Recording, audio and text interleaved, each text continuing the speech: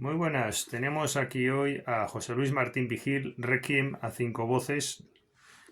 Es una obra interesante con una temática de médicos en cuanto al fondo, diría yo.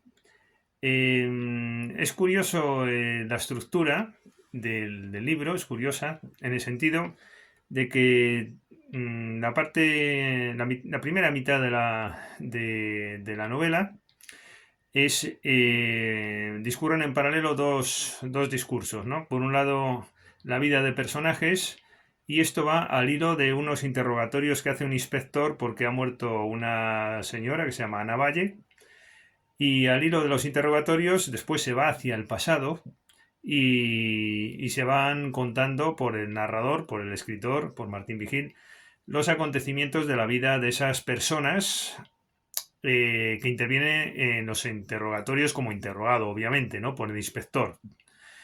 Empieza con un interrogatorio a Carmelo porque ha muerto Ana Valle y el inspector quiere saber qué ha ocurrido el día de la operación, con la anestesia, etcétera. Interrogatorios, bueno, muy al uso de este tipo de novelas, ¿no? De interrogatorios por parte de un inspector muy locuaz y irónicos, algunas veces las respuestas o las preguntas.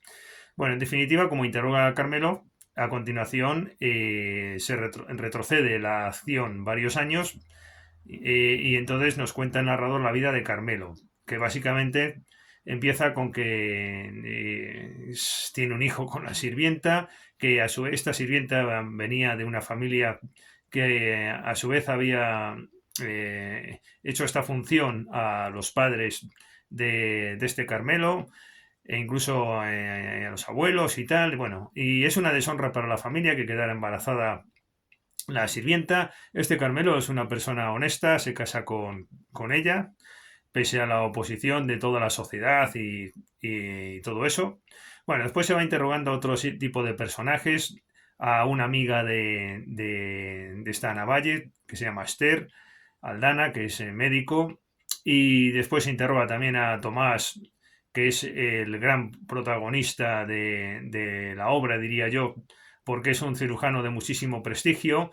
Y bueno, pues el libro está muy bien porque queda en suspense el tema de quién es el asesino de haberlo o qué ocurrió el día de la operación por parte de los médicos y los intervinientes en ese acto de cirugía.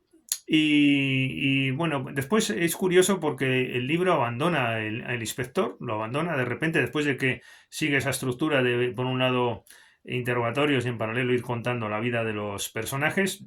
Y, y después pasa a ser en la segunda mitad del libro pues un desarrollo de acontecimientos en el hospital, actos médicos por parte de, sobre todo, de este protagonista, cirujano, Tomás, que tiene mucho prestigio, pero es un hombre excéntrico, también se le mueren obviamente pacientes, se trae a una alemana como enfermera para cabreo de esta Esther que, bueno, pretendía con ciertas artes femeninas la atención y algo más de este Tomás.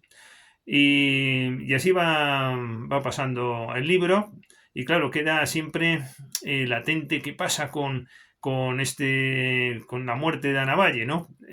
Cuando le llega el turno, porque se va relatando en la novela pues una operación y otra, unas con éxito, otras sin éxito, anécdotas sobre este Tomás, que es el cirujano, el gran protagonista al final de la obra en la segunda parte. Y este Carmelo pues lleva una vida modesta, había intentado ser médico, no lo consiguió, en parte porque se le retiró el apoyo familiar y la financiación para estudiar y tuvo que casarse un tanto prematuramente con esta muchacha de la limpieza de su casa, etcétera. Bueno, y entonces llega por fin el momento, ¿no? De las últimas páginas, en realidad, pues igual son 8 o 10 páginas donde llega el turno de la operación de esta Navalle, ¿no? Y entonces allí pues está muy bien escrito la cuestión porque parece una cosa, después es otra. En principio, bueno, en resumiendo, es que parece que este Carmelo, que era el que ponía la anestesia, es un practicante, pero hacía a veces de eso en esta operación y tal. pues que comete un error. Parece eso. Empieza a analizarlo un tal Sabino, que también intervenía, que por cierto es un personaje del que se cuenta también muchas cosas, sobre todo porque se daba mucho a la bebida y se cuentan muchas anécdotas de él durante el libro y tal. Empieza a reflexionar Sabino, qué ha ocurrido realmente. Este Tomás empieza a analizar, porque inicialmente le echó la culpa hasta Carmelo.